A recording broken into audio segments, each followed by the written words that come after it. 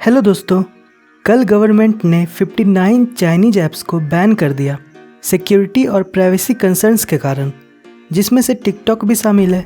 पर social media पर कई लोग कह रहे हैं कि इंडियन ऐप्स जैसे पेटीएम, ओला, स्विगी, गाना, ये सभी ऐप्स में चाइनीज कंपनी का इन्वेस्टमेंट है। तो क्या ये ऐप्स भी चाइनीज हो गए? क्या उन्हें भी बैन करना चाहिए या बैकआउट करना चाहिए? तो आज इस वीडियो में आपको बताने वाला हूँ कि किसी कंपनी में विदेशी इन्वेस्टमेंट का मतलब क्या होता है। इस इन्वेस्टमेंट से क्या यह सभी कंपनी को चाइनीज कहना सही होगा? तो आज इस वीडियो में मैं आपसे इसी के बारे में बात करने वाला हूँ। तो शायद इस वीडियो के बाद आपको समझ में आ जाएगा कि किस तरह से ये इन्वेस्टमेंट काम करता है और चाइनीज कंपनी का इंडियन ऐप्स पर कितना कंट्रोल है। तो दोस्तों, कई सारे इंडियन कंपनीज़ में चाइनीज़ कंपनी ने इन्वेस्टमेंट किया हुआ है। जैसे पेटीएम में 49% इन्वेस्टमेंट सिर्फ चाइनीज कंपनी का है, जो कि है एंट फाइनेंशियल, जो कि अलीबाबा का है, और सॉफ्ट बैंक विजन। और भी कई सारे चाइनीज कंपनी जैसे टेंसेंट ने भी इंडिया के कई सारे स्टार्टअप्स और ऐप्स में इन्वेस्टमेंट किया है, जैसे फ्लिपकार्ट, स्विगी, ओला वगैरह। इसी तरह और भी कई सारी कंपनी जैसे गाना, पॉलिसी बाजार, मिंत्रा, खाता बुक, ये सभी इंडियन कंपनीज़ में चाइनीज़ इन्वेस्टमेंट लगा हुआ है। तो दोस्तों, क्या आप जानते हैं कि ये किसी कंपनी में इन्वेस्टमेंट यानी निवेश करने का मतलब क्या होता है और यह कैसे काम करता है?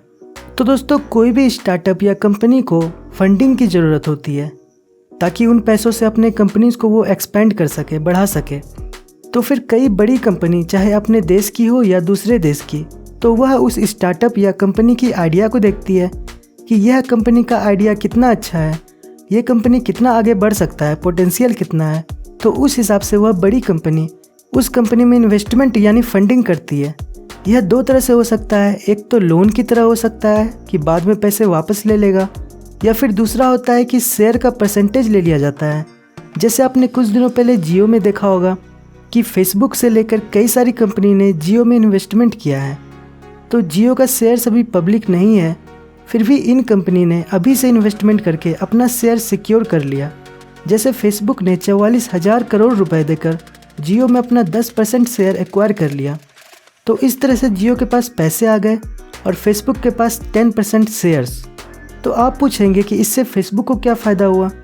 तो फेसबुक को इससे ऑलरेडी फ़ायदा हो चुका है, क्योंकि जब फेसबुक ने इन्वेस्टमेंट किया था जियो में 10% का, तो 100% का वैल्यू निकल कर आया था 4,65,000 करोड़ रुपये। फिर जब जियो को बाकी के इन्वेस्टमेंट मिले तो उस समय तक जियो का वैल्यू 4,91,000 करोड़ तक पहुंच गया।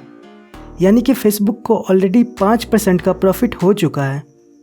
तो इस तरह से दोनों को फ़ायदा होता है। जियो को पैसे मिल गए और फेसबुक को शेयर्स मिल गए, जिससे जब जियो का शेयर पब्लिक के लिए खुलेगा तो जियो का वैल्यू और बढ़ेगा, तो फेसबुक को बाद में और ज़्यादा प्रॉफिट होगा। तो इस तरह से इन्वेस्टमेंट काम करता है ताकि दोनों कंपनी को फ़ायदा हो। तो यह तो हो गई इन्वेस्टमेंट करने की बात। अब दोस्तों, बात करते हैं कि इस परसेंट का मतलब क्या है, कि फेसबुक को जियो में 10% खरीदना या फिर 80% खरीदना, जैसे वॉलमार्ट ने फ्लिपकार्ट का खरीद लिया। तो इस परसेंट से क्या असर पड़ता है किसी कंपनी पे? तो दोस्तों, इस परसेंटेज से फ़र्क पड़ता है कि वो इन्वेस्ट करने वाली कंपनी का उस कंपनी में इन्वेस्ट करने से कितना अधिकार मिलेगा। आइए इसे इस तरह से समझते हैं कि जैसे मान लीजिए आप इन्वेस्टर हैं और आपने 4 कंपनी में निवेश किया। जैसे एक कंपनी में आपने इन्वेस्ट करके 10% शेयर लिए, दूसरी कंपनी में आपने 25% शेयर ले लिए, तीसरी कंपनी में आपने 49% शेयर लिए और चौथी कंपनी में आपने 75% शेयर लिए। दोस्तों, आपने जिस कंपनी में 10% शेयर लिए हैं वहाँ आपको माइनॉरिटी अधिकार मिले हुए हैं। यानी अगर आप चाहते हैं कि उस कंपनी में कुछ बदलाव हो तो आप उसे कंपनी में उठा सकते हैं, और बाकी के इन्वेस्टर आपकी बात को सुनेंगे और वोट करेंगे कि आपकी बात में दम है या नहीं और वो काम करना चाहिए या नहीं। तो इस तरह से आप वह वोट हार भी सकते हैं या जीत भी सकते हैं। यानी कि आपकी बात मानी भी जा सकती है या नहीं भी मानी जाएगी, कोई गारंटी नहीं है। इसके बाद अब बात करते हैं दूसरी कंपनी की, जिसमें आपने 25% शेयर खरीदे हुए हैं। अब इस कंपनी में अगर आप अपनी कोई मांग उठाएंगे तो 25% वोट आपका ही है। तो आपको अपनी मांग पूरी करने के लिए सिर्फ 25% और वोट चाहिए, क्योंकि 50% वोट में ही ज़्यादातर फैसले ले लिए जाते हैं। तो इस तरह से आपका कंपनी पर ज़्यादा अधिकार हो चुका है और आप अपनी बात ज़्यादा आसानी से मनवा सकते हैं। अब आपकी तीसरी कंपनी, जिसमें आपने 49% शेयर लिए हुए हैं, यानी कि आप अगर इस कंपनी में अपनी मांग को उठाते हैं तो 49% शेयर तो आपका है ही, यानी 49% वोटिंग का अधिकार आपका है। तो आपको यहाँ अपनी बात मनवाने के लिए सिर्फ 1% एक्स्ट्रा वोटिंग की ज़रूरत है, जो आप किसी तरह से मैनेज करके जुटा ही लेंगे। तो इस तरह से 49% शेयर लेकर के आपका कंपनी पे काफ़ी ज़्यादा अधिकार हो चुका है और आप अपनी बात आसानी से मनवा सकते हैं।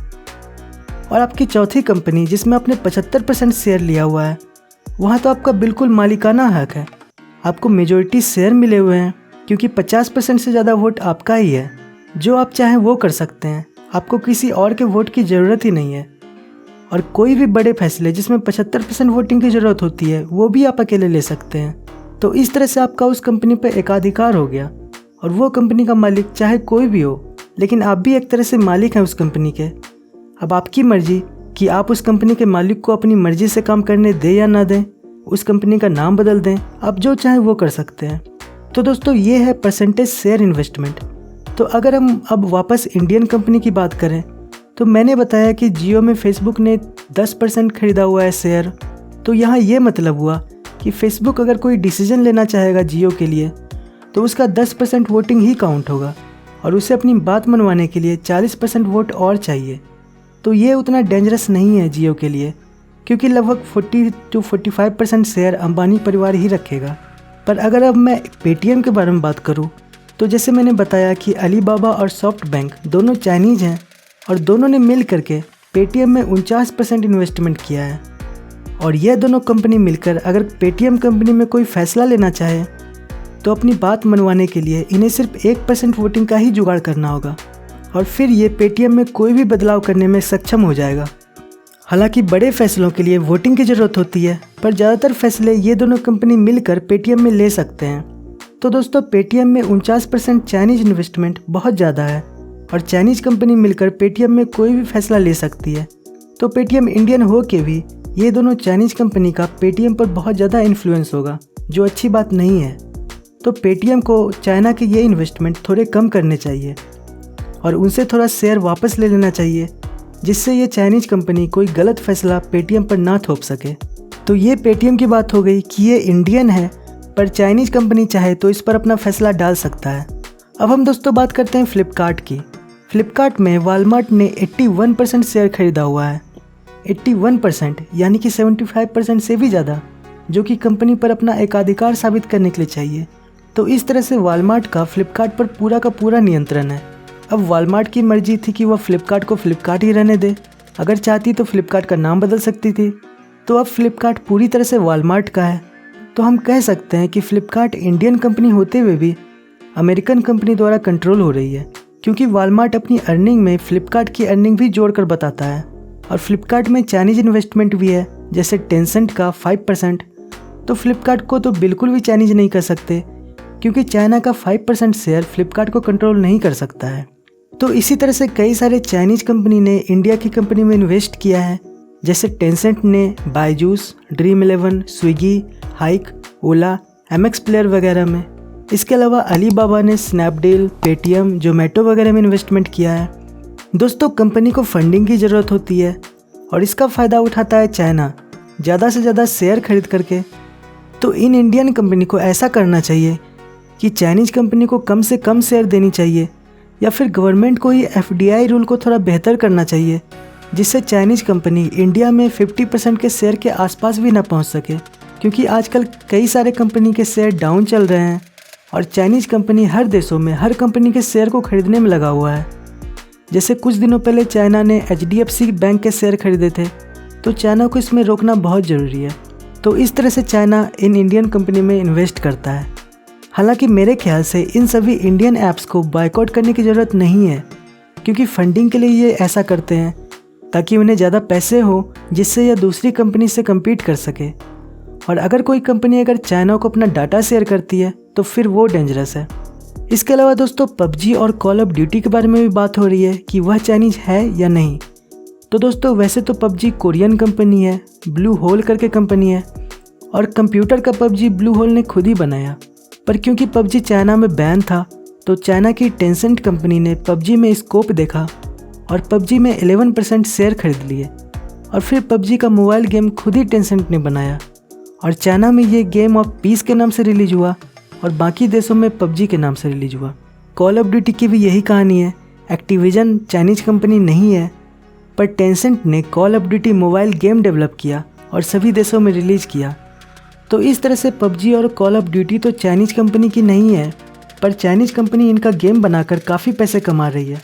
तो हाँ, पबजी की कमाई टेंसेंट को यानी कि चाइना को मिल रही है। तो दोस्तों, आई होप कि आपको ये वीडियो थोड़ा हेल्पफुल साबित होगा और आप खुद से डिसाइड करने में सक्षम होंगे कि कौन सा ऐप को चाइनीज माना जाए और कौन से ऐप को नहीं। तो दोस्तों, आई होप कि आपको यह वीडियो अच्छा लगा होगा। अगर आपको वीडियो अच्छा लगा तो प्लीज़ लाइक, कमेंट, शेयर कर दें और इस चैनल को सब्सक्राइब करना और बेल आइकन को क्लिक करना भी ना भूलें। So thanks for watching.